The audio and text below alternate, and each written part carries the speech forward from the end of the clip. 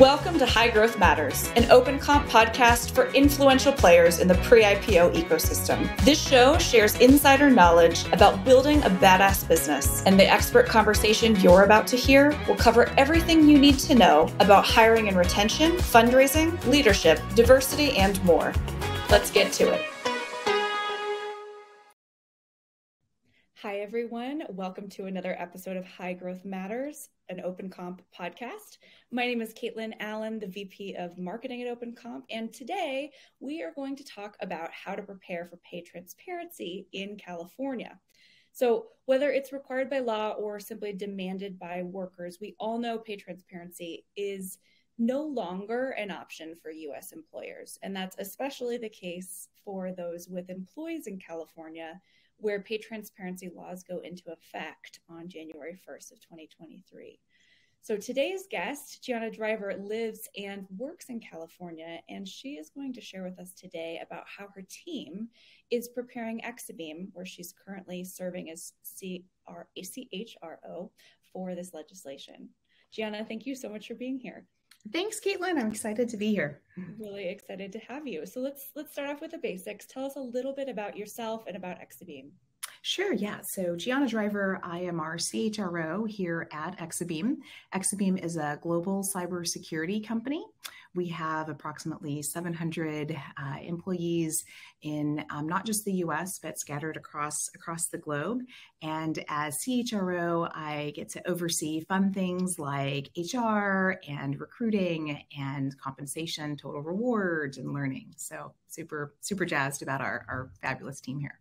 That's awesome. Thank you for sharing that. And we always like to start these podcasts getting to know the guest a bit personally. So this is a consistent question we ask everybody. What is something your coworkers don't necessarily know about you?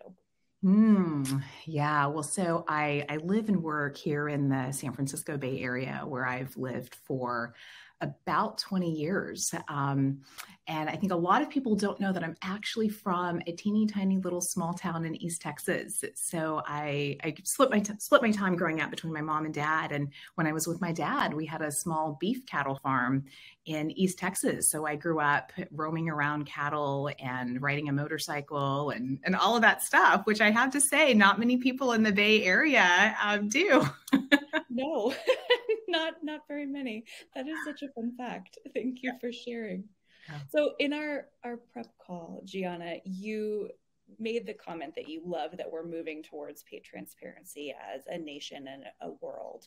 Mm-hmm. What does pay transparency mean for you, and why exactly are you excited about it? Yeah, well, so the principles behind pay transparency, I respect, and I think they are noble causes.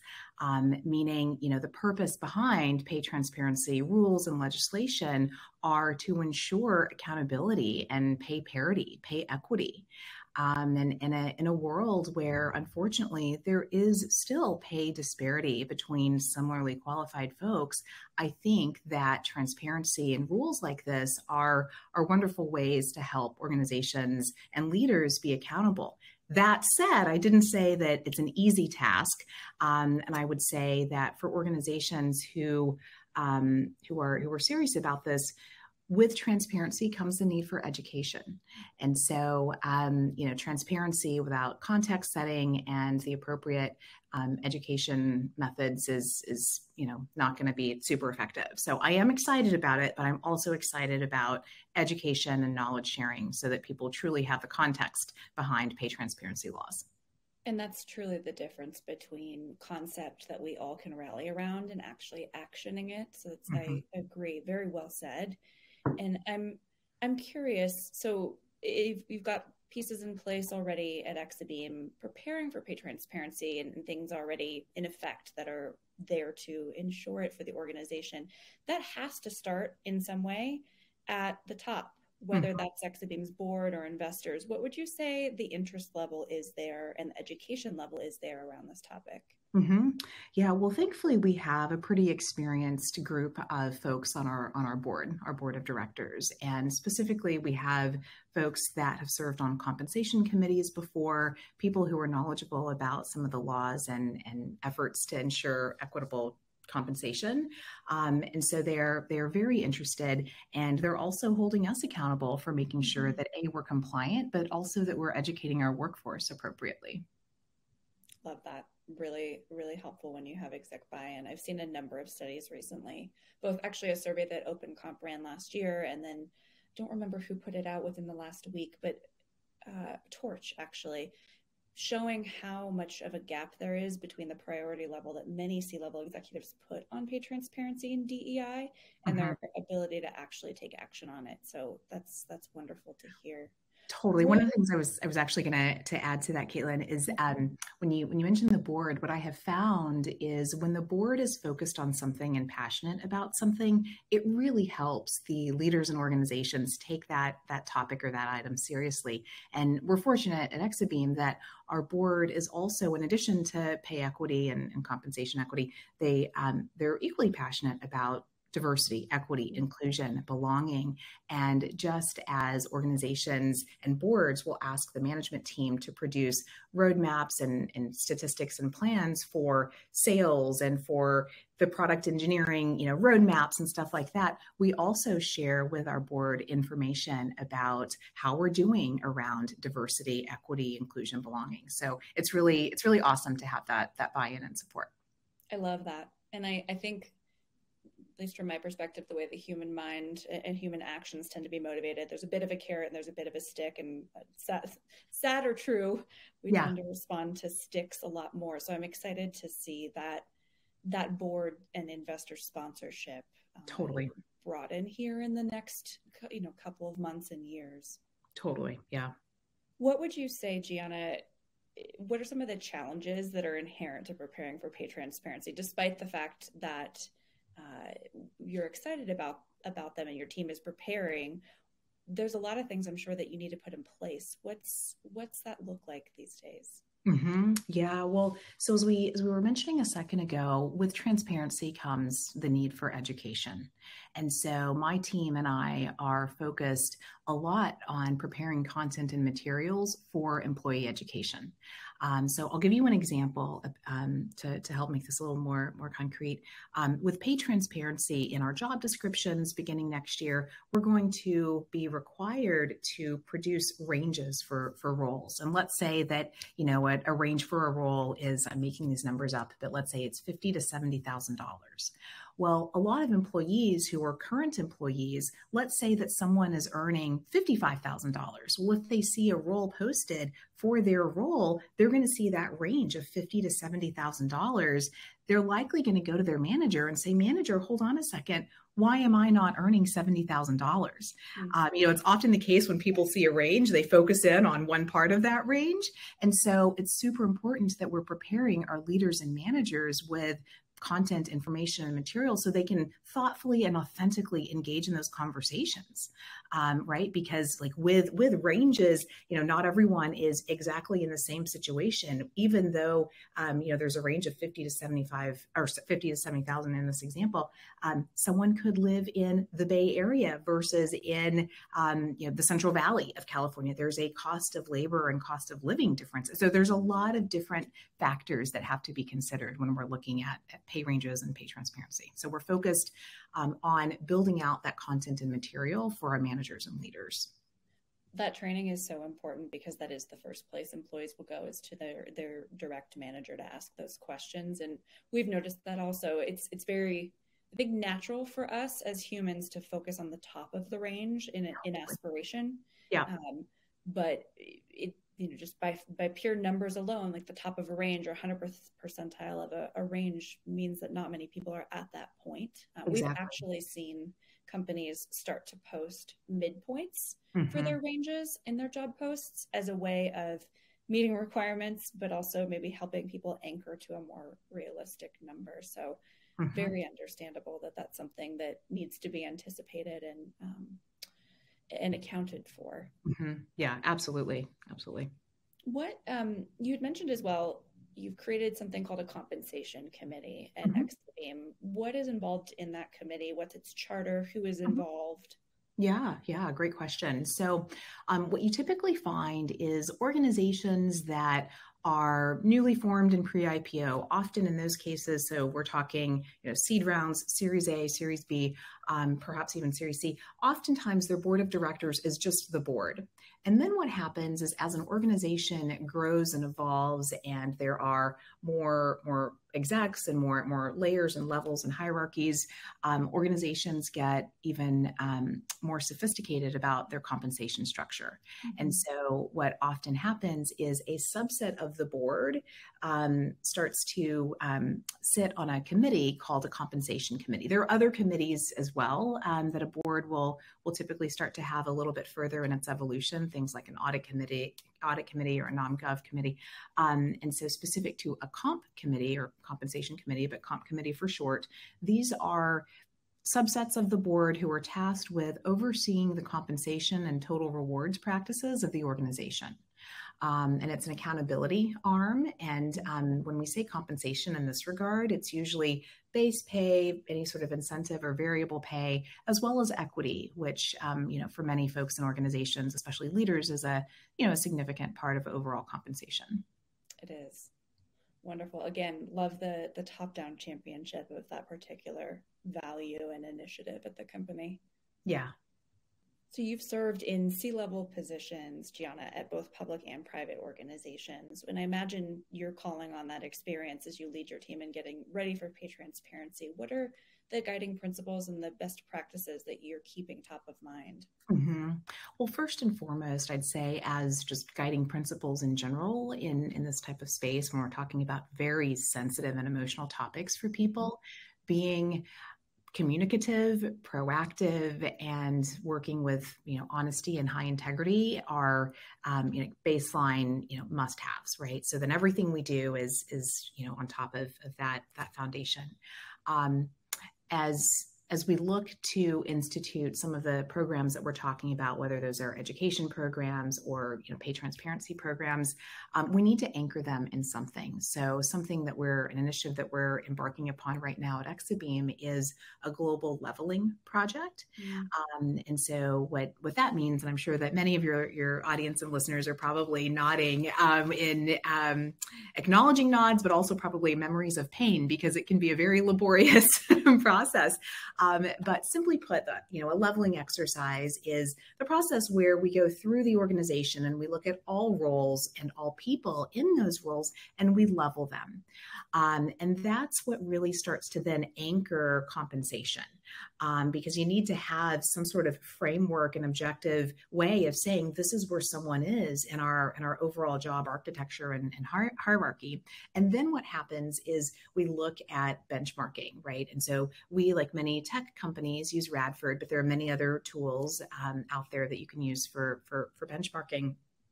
And then where we go from there is layering on some of the pay transparency. We talk to and educate employees about, we have ranges for all of our roles. And when someone is newly promoted into a role, they are likely not paid at the midpoint or the 75th percentile of that range. Typically, when you're new to a role, you start lower in that overall range. So there's a lot of work and initiatives that we're embarking upon here. They're really foundation setting that will, ensure that we're successful as we scale and roll out a lot of these new programs.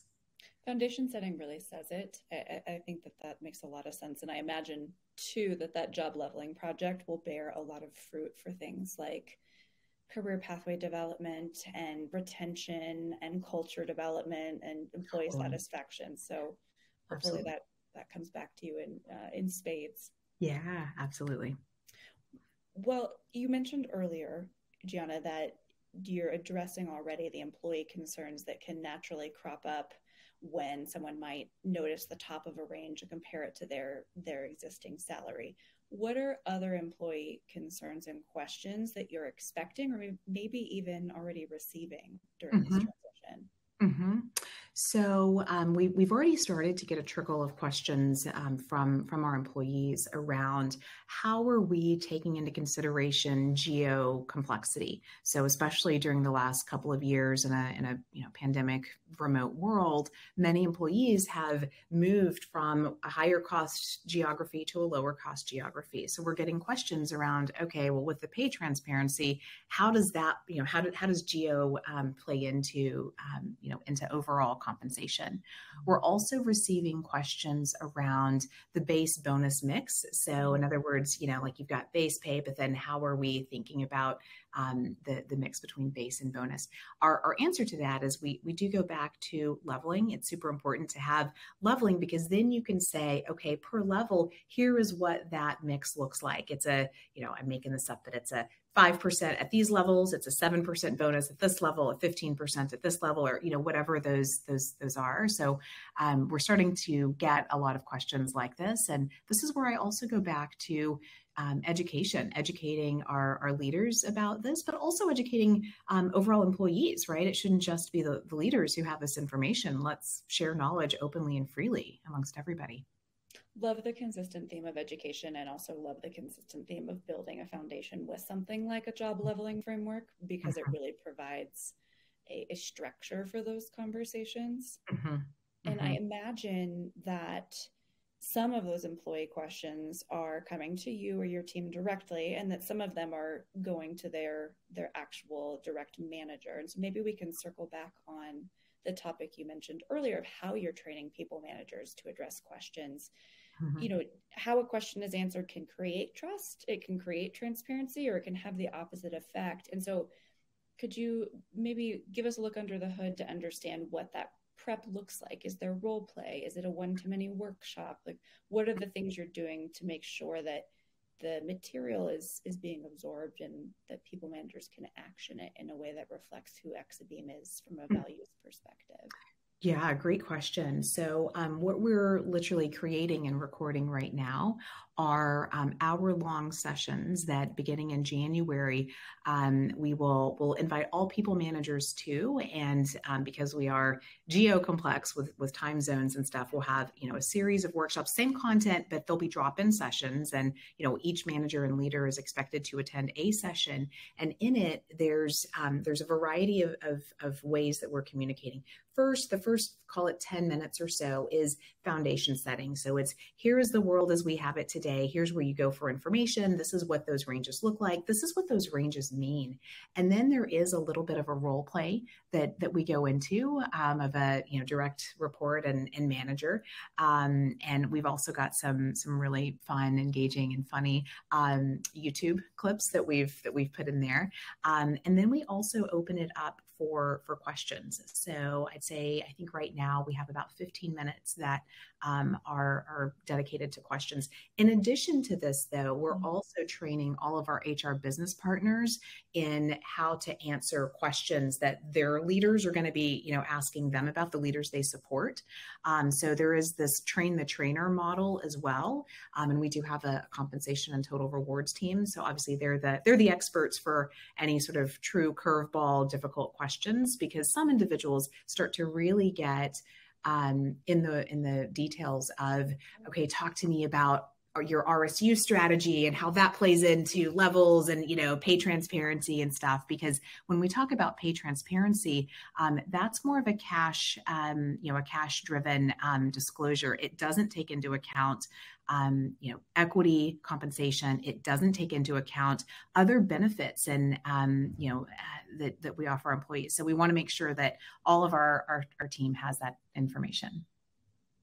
Wonderful. So the other one part of the legislation in California is around requiring ranges or salary bands be posted in job listings. The other piece is pay data reporting and the requirement around that. How is your team preparing to report on your pay data status? There's a lot of back end work that goes into making sure we have high confidence in our data. And that's where I do go back to some of the levels and the back end information that powers that. But we've been doing a lot of this already. So now it's making sure that we've got the right formats and whatnot for all of the various agencies and folks who require it. But we're ready. This will be the first time that we are, required to do some of these things, but that doesn't mean that, we haven't been doing this. We've been doing a lot of this back end work for some time. One of the things that's so exciting to me about that particular requirement, Gianna, is I think there's a misconception around what pay gaps actually include. Like there's a lot of media attention, for instance, around the pay gap between men and women, and sometimes even the pay gap between men and women by different underrepresented groups. Mm-hmm. However, one of the things that I've learned a lot about recently is how it really can exist in pockets within departments or by level of an organization. And so I'm excited for the light that will be shown in that Mm-hmm. realm. To your point of education, I really think that there's a lot of education that will happen in the world in those lenses. I 100% agree. There's that quote that's, what is it? Sunlight is a great disinfectant. And I think that's really powerful and applicable to pay transparency because, when we shine a light on all of this, well then, it is hard then to hide in the dark corners because we are, there's implicit accountability in it. Love that phrase. So maybe we can shine that sunlight a little bit into the future and close out by talking about what the future of pay transparency looks like from your perspective. Mm-hmm. Yeah. Well, so I think there are going to be a couple things that happen. I do think that organizations and leaders are going to understand even more the critical role that total rewards plays in organizations, because the total rewards and compensation teams are the teams that are really doing the heavy lift on a lot of the work that we're talking about. I think we're going to see more and more organizations start to really look at their data, their employee data, through the lens of DEIB. So in other words, running reports irrespective of gender and race and age and all of that, just to truly ask and see, okay, let's just look purely at compensation, and are we compensating similarly qualified employees in equitable ways. So I think these are all of the things that I forecast are going to come about because of the pay transparency laws. Love that. I think that to your point, total rewards and compensation professionals are often some of the unsung heroes of the organization, and data is where there's insight is always a wonderful thing. So to bring data to DEIB and facilitate that belonging is a prediction I can get my head around, I guess, is what I'm trying to say. Yeah. Yay. Yeah, I think it's a good thing. Well, thank you so much for the time today. I think one last question to close us out. You've shared a lot of really insightful pieces of advice and education for us around how to prepare for pay transparency. If our audience needed to take action on one of the things that you've said today, and maybe one of the things you haven't, what would it be? I would say we're all, like, we as professionals in the compensation HR space, we're all in this together. Let's learn from each other. Let's share the education modules that we're, sharing with our teams. Let's lift each other up and know that sometimes the path to progress is not linear. So we don't know what we don't know. And as we go about being more transparent with pay and ranges and all of that stuff, there are going to be things that we can learn from each other for how to do this better. I don't have all the answers, but I have some answers, and I've learned a lot in my previous experiences. And I think we're going to be learning a lot in this. The same is true of many other compensation and HR professionals. So this is a time to really turn toward each other and to really help each other as we navigate these pay transparency waters. Love the humility of that, and also really like the acknowledgement that we are a community, that we need our community. So thank you for ending us on that note and for being here. Yeah, thanks to our audience, thank you as well for being here. Don't forget to give us a 5-star rating.